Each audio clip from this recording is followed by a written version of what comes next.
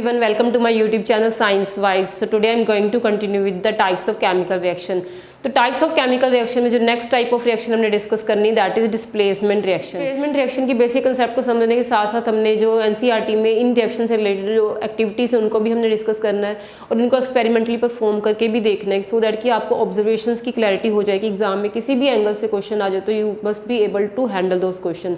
सो elements और compounds के बीच में रिएक्शन करवाएंगे तो आप एक चीज़ नोटिस करोगे, क्योंकि हमारे पास जो एलिमेंट्स है वो सेम रिएक्टिविटी के नहीं होते, देयर आर डिफरेंट एलिमेंट्स जिनकी रिएक्टिविटी अलग अलग होती है। ठीक है, तो होता क्या है कि जो मोर रिएक्टिव एलिमेंट होते हैं they displaces the less reactive element from their salt solution. वो उनके लेस रिएक्टिव एलिमेंट के जो कंपाउंड्स हैं उनमें से लेस रिएक्टिव एलिमेंट को डिस्प्लेस कर देते हैं और उसके प्लेस पे खुद बॉन्ड बना लेते हैं उस आयन के साथ। तो इस चीज़ को आपने समझना है। तो you can write the definition first, you can see the reaction in which more reactive, you have to focus on this word कि more reactive metal that displaces the less reactive, कि जो मोर रिएक्टिव मेटल होगा वो less reactive element को displace कर दे। कहाँ से displace करेगा? जो हमारे पास कंपाउंड होगा, जो भी उसका सॉल्ट सॉल्यूशन है, उस सॉल्ट सॉल्यूशन में से वो लेस रिएक्टिव एलिमेंट को डिस्प्लेस करके उस आयन के साथ खुद बॉन्ड फॉर्मेशन कर लेगा। ए एलिमेंट को which is more reactive than B, उसको आप बी सी के सॉल्ट सॉल्यूशन में ऐड करोगे तो क्या होगा? This A will displace B, ये बी को डिस्प्लेस कर देगा और सी के साथ ये बॉन्ड बना लेगा। तो आप देख सकते हो and the bond will be form between A and C and B will be separated, क्योंकि बी जो है that is a less reactive, B is less reactive element. यहाँ पे देख सकते हैं जो हमने बी एलिमेंट लिया that is a less reactive element, जो ए आपने लिया that is more reactive metal. तो इस तरह से आप देख सकते हैं कि हमने एक मोर रिएक्टिव एलिमेंट ले लिया दैट इज ए, और एक हमने कंपाउंड लिया बी सी जिसमें बी जो है वो लेस रिएक्टिव एलिमेंट है। और जब भी आप बी और सी का, बी सी कंपाउंड और ए मेटल का आपस में रिएक्शन करवाओगे तो क्या होगा?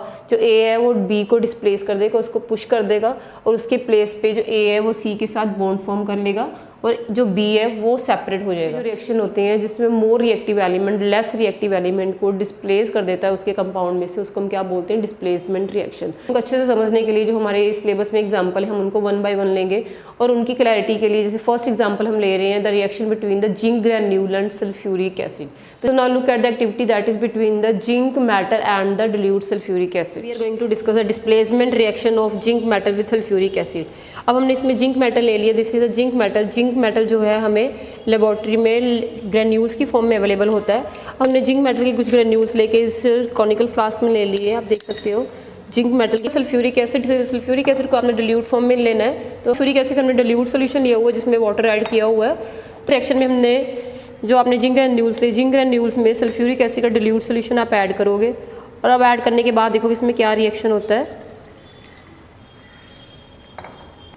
सो अगर आप ध्यान से देखो तो जिंक ग्रैन्यूल्स सल्फ्यूरिक एसिड के साथ रिएक्शन करके हाइड्रोजन गैस इवॉल्व कर रहे हैं। यहाँ पे आप देख सकते हैं जिंक ग्रैन्यूल जैसे सल्फ्यूरिक एसिड के साथ रिएक्शन कर रहे हैं तो इसमें हाइड्रोजन गैस के बबल्स आपको नजर आ रहे हैं।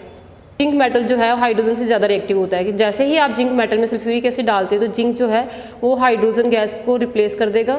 तो इस मीन्स कि zinc metal is more reactive then hydrogen, that is why it replace the hydrogen from the sulphuric acid. और इसमें हमारे पास जिंक सल्फेट और हाइड्रोजन गैस दो प्रोडक्ट बन के निकलेंगे। This is a kind of displacement reaction. So this is all about the displacement reaction of zinc metal and the sulphuric acid. Observe किया कि जैसे ही हम जिंक ग्रैन्यूल्स को डिल्यूट सल्फ्यूरिक एसिड में डालते हैं तो उसमें हाइड्रोजन गैस की बबल्स रिलीज होते हैं। जैसे अभी आपने देखा कि जिंक ग्रैन्यूल्स के सरफेस पे हाइड्रोजन गैस के बबल्स विजिबल हो रहे थे, इट मीन्स कि हाइड्रोजन गैस रिलीज होती है। इसके अलावा जब आप देखोगे कि जिंक ग्रैन्यूल्स के ऊपर हाइड्रोजन गैस रिलीज हो रही है, इट मीन्स कि जो जिंक के ग्रैन्यूल्स हैं they are displacing the hydrogen ion from the sulphuric acid, की सल्फ्यूरिक एसिड में से जो हाइड्रोजन गैस है उसको वो डिस्प्लेस कर रहे हैं और उसके साथ वो सल्फेट के साथ बॉन्ड बना के न्यू कंपाउंड फॉर्म कर रहे हैं। तो इस एक्टिविटी को देखने के बाद हम इस केमिकल रिएक्शन की केमिकल इक्वेशन लिखेंगे सो दैट कि आपको इसका केमिकल रिएक्शन पूरा कंप्लीटली क्लियर हो जाए। तो you can see this reaction कि पहले जैसे आपने जिंक ग्रैन्यूल्स देखे, zinc granule that was in solid form. जब भी आपने केमिकल इक्वेशन लिखनी किसी भी रिएक्शन के लिए इट इज़ बेटर कि उसके आप स्टेट सिंबल मेंशन करो सो दैट कि उसमें प्रॉपर इन्फॉर्मेशन मिल पाए कि आपने ये जिंक लिया है that is in form of the zinc granule.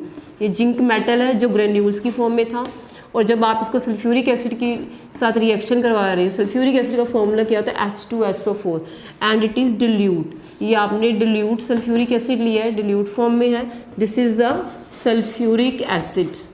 तो zinc granule react with sulphuric acid, जब भी इसके साथ रिएक्शन करेंगे तो आपने एक चीज़ नोटिस कर लेनी कि जो भी कंपाउंड है, आप देख सकते हो कि जो sulphuric acid is also one of the ionic compound.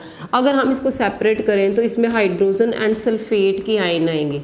जैसे आप देख सकते हो इसमें हाइड्रोजन के नंबर ऑफ एटम 2 है तो 2 हाइड्रोजन के आयन आएंगे और एक सल्फेट का आयन इसमें फॉर्म होगा। और जैसे ही जिंक आएगा, क्योंकि आपको पता है कि जो हाइड्रोजन है वो एक लेस रिएक्टिव एलिमेंट है, और जैसे ही हमने इसमें एक्टिविटी को देख के आपको इसकी क्लैरिटी होगी कि zinc metal is the more reactive then hydrogen. तो जिंक मेटल क्या करेगा, ये हाइड्रोजन को डिस्प्लेस कर देगा। इट मीन्स कि zinc metal it will displace hydrogen, hydrogen को ये डिस्प्लेस कर देगा। डिस्प्लेस करने के बाद जिंक क्या करेगा, जब हाइड्रोजन ये दोनों को तोड़ सेपरेट कर देगा तो zinc will form bond with the sulphate. ठीक है, ये जिंक जब हाइड्रोजन गैस को डिस्प्लेस कर देगा तो इस कम्बिनेशन के अकॉर्डिंग इस तरह से आप क्रॉसओवर फॉर्मूले के बेसिस पे जजमेंट कर सकते हो कि जो हमारे पास यहाँ पे प्रोडक्ट बन के आएगा दैट विल जिंक सल्फेट। और जिंक सल्फेट का फॉर्मूला क्या होगा, it is a ZnSO4। It is based on the valency of zinc and the sulphate ion. इसके साथ आपने देखा है हाइड्रोजन गैस रिलीज हुई है, हाइड्रोजन जो है वो गैसेस फॉर्म में है, और जिंक सल्फेट जो सॉल्यूशन है, क्योंकि हमने डिल्यूट सल्फ्यूरिक एसिड लिया था। डिल्यूट सल्फ्यूरिक एसिड का मीनिंग है आपने सल्फ्यूरिक एसिड को पानी डाल के डिल्यूट किया था। इट मीन्स कि ये जो जिंक सल्फेट हमारे पास बन के निकला है that is in aqueous form, वो एक्वा सॉल्यूशन है। एक्वा सॉल्यूशन का मीनिंग है वो वाटर में सोल्यूबल है, वाटर में डिजोल्व है। ठीक है, तो आप मेंशन कर सकते हो इसका नेम जिंक सल्फेट। इस तरह से आप देख सकते हो इस डिस्प्लेसमेंट रिएक्शन में हमारे पास 2 प्रोडक्ट बन के आते हैं। First is the zinc sulphate, second is the hydrogen gas. So this is all about the displacement reaction between the zinc and the sulphuric acid.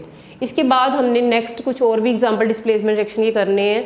So stay connected with all the lecture of this series so that कि 1 bye 1 हम सारे chemical reaction discuss भी करें और उनके साथ उनकी activities को भी परफॉर्म करके देखें। Subscribe this channel if you want to get better understanding of the concepts and share this video.